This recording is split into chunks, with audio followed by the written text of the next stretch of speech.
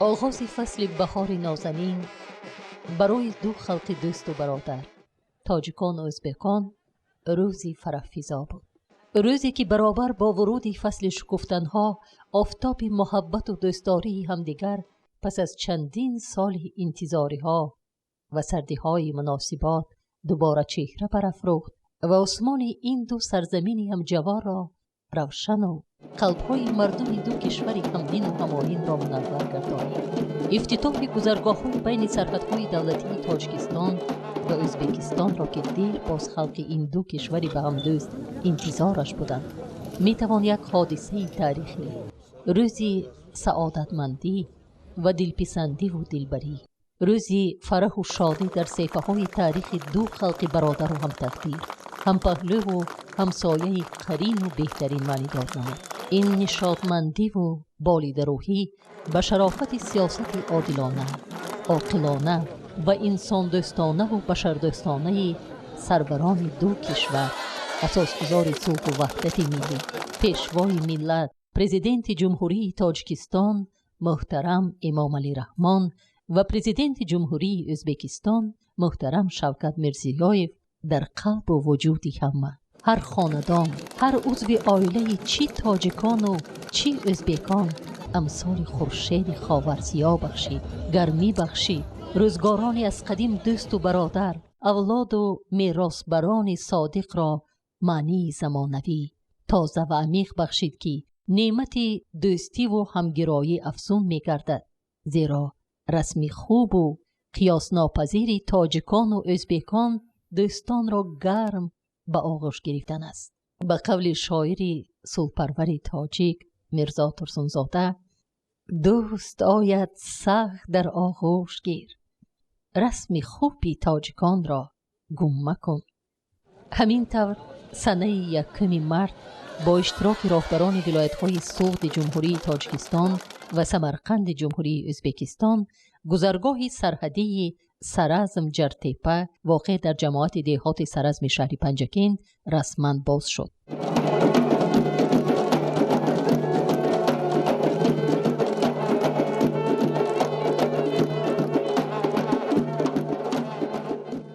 در مراسم گشاده شوی گذرگاه سرحدی سرازم جرتیپه که با حضور فعالان ولایت‌های هم مرزی سوخت و سمرقند صورت گرفت، اجرا کننده وظیفه رئیس ولایت سوخت جمهوری تاجیکستان رجب‌بای احمدزاده و حاکم ولایت سمرقند جمهوری ازبکستان ترابجان جورایف شرکت و سخنرانی نمودند.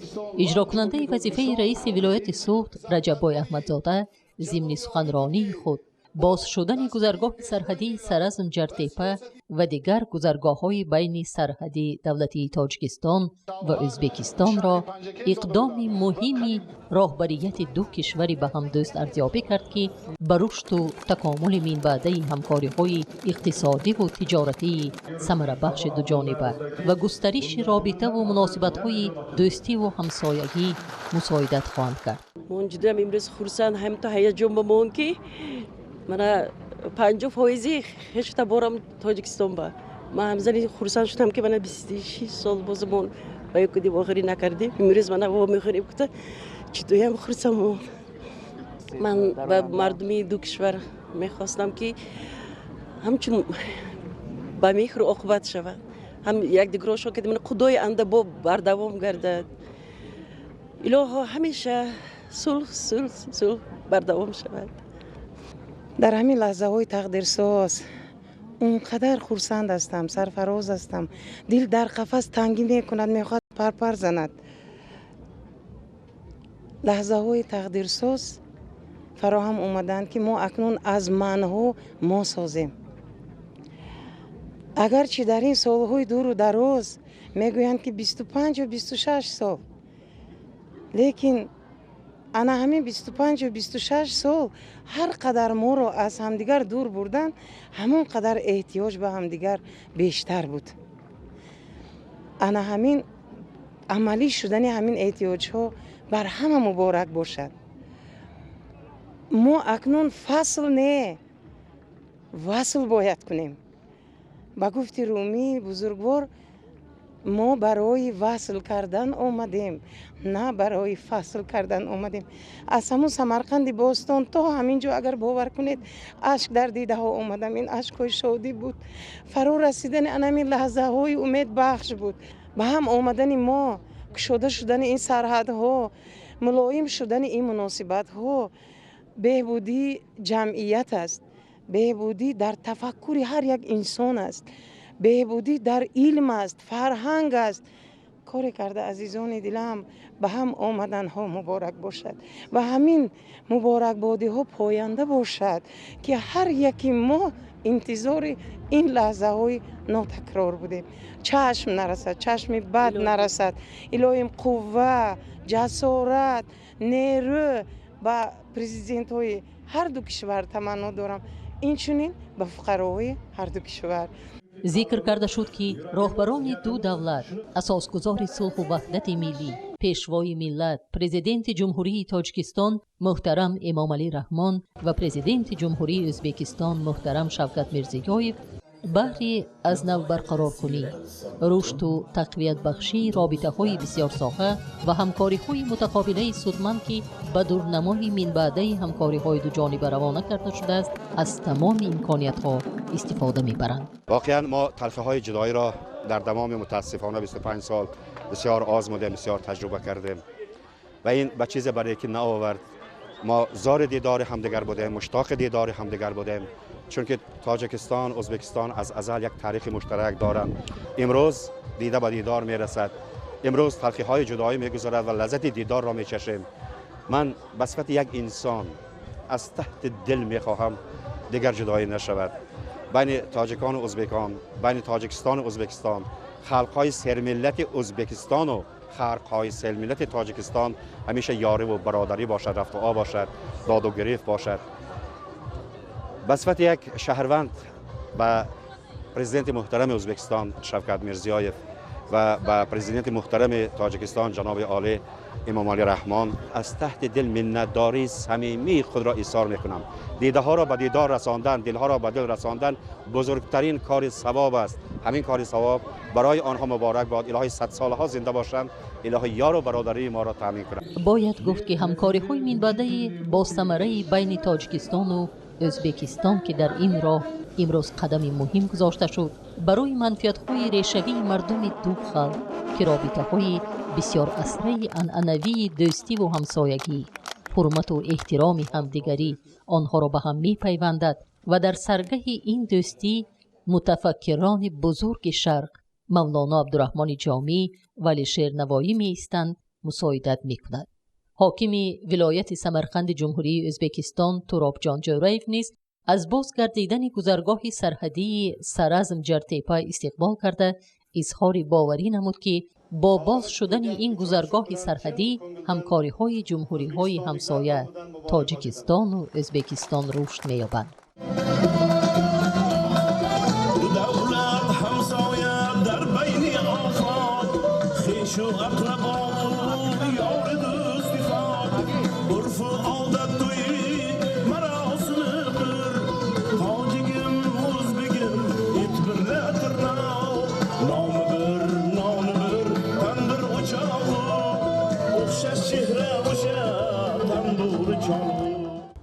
Man aytmoqchiman aziz do'stlar, Xudo bizni baxtimizga ikkita buyuk prezidentni berdi.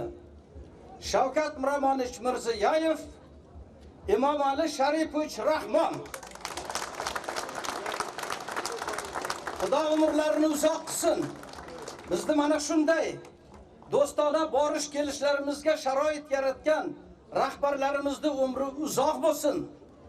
Aziz do'stlar, biz bu yerlarda ko'p marta qadamlaganmiz bilamiz. Hatto o'sha yoshlar tashkilotida ishlaganimizda ham Samarqand bilan Panjakent komsomollari borib kelib turardi hamma vaqt. Shuning uchun biz uchun begona yurt emas bu yer. Qadrdon insonlar. Bizga dunyoga buyuk rodakini bergan Panjakent eliga, Panjakent yeriga ta'zim qilamiz.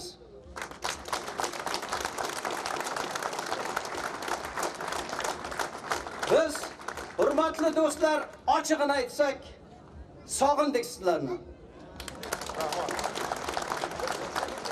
O'sha Sherali Loyiq bilan ko'p o'tirardik.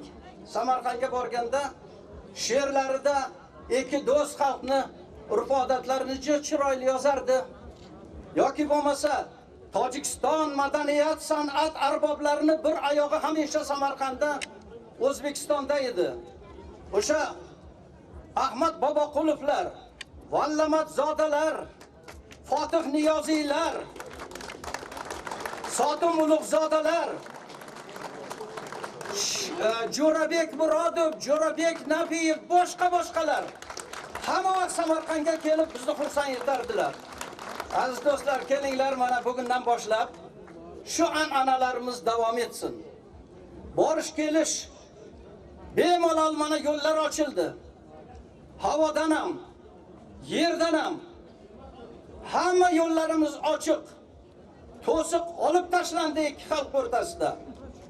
Shuning uchun biz Tojikistonlik do'stlarimizga, Tojikistonlik faxriylarga, mehnat faxriylariga, Panjakent, So'g'd viloyati faxriylariga ta'zim qilamiz va ularni Samarqandga taklif qilamiz.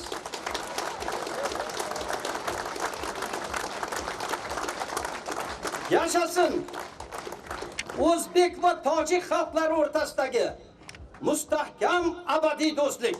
نیمه دوم روز یکم مارت در وضعیت تنتنوی گذرگاه سرحدی روات نیز رسما گشاده شد.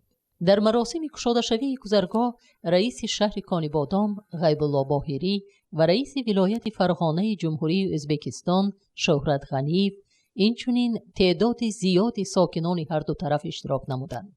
رئیس ولایت فرغانه شهرت غنیف ضمن سخنرانی خود اظهار داشت که با باز شدن گذرگاه سرحدی رابطه‌های طرفین گسترش یافته خلق‌های تاجیک و ازبک عنعنه‌های دیرینه همسایه‌داری را ادامه می‌دهند.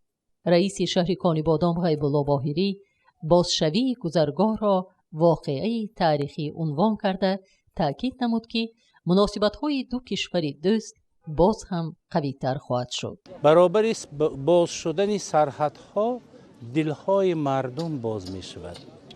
به دل آدمان عادی محبت، صداقت به وطن، محبت به زندگی، محبت به این دیار وارد می‌گردد. روبروی من صورت دو سرور دولت، پیشوای ملت ما جناب عالی امام علی رحمان و سرور جمهوری ازبکستان مرزیایف قرار دارند که دست یکدیگر را می فشارند. این دو سرور که امروز خلقهای تاجیک و ازبک را به سوی آینده درخشان راهنمایی می کنند، این خلق آغوش باز کرده است، به یکدیگر محبت خیش را، صداقت خیش را تقدیم می کند تا فردای روزگار مردم تاجیک و ازبک زیبا و درخشان باشد.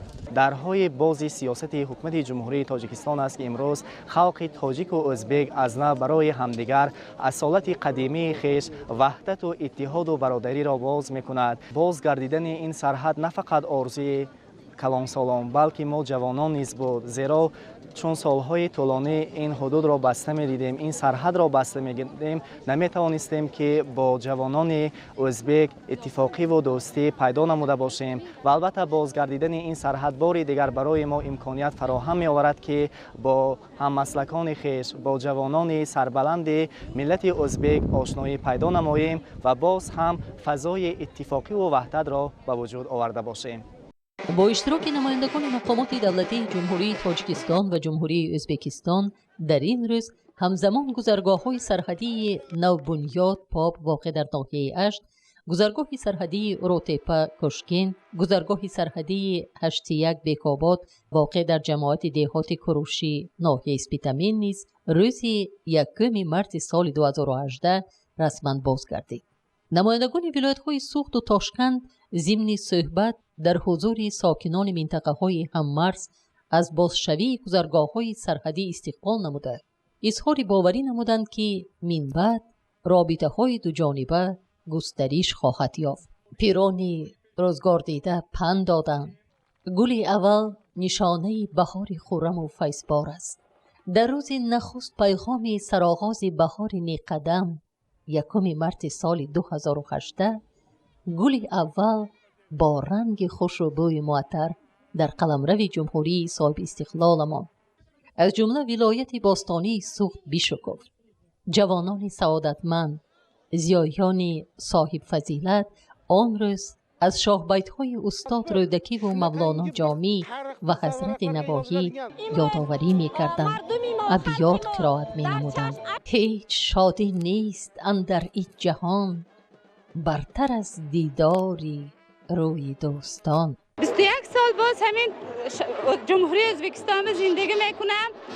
من خصوصا تشکر زیادی خودم را و جناب عالی اساسگزار صلح و وحدت و پیشوای ملت خلق تاجیک و جناب عالی تشکر زیادی خود را از نام تمام کلینانی که همون جمهوری تاجیکستان و ازبکستان کلین شده آمدن، از نام همون کلین ها منتداری خودم را اظهار می نمایم.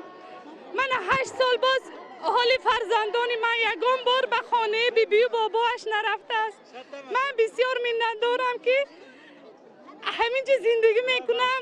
خیلی خوشبختم. بختی من همین روز بیکم و کوز شد. تشکر زیاد به جناب عالی. تاجیکان و ازبکان باز از یک نهر پرآب آب می نوشند، در حل مشکلات یکدیگر کمر می بندند. بگذار آفتاب دوستی خلقها جاویدانه نورافشان باشد.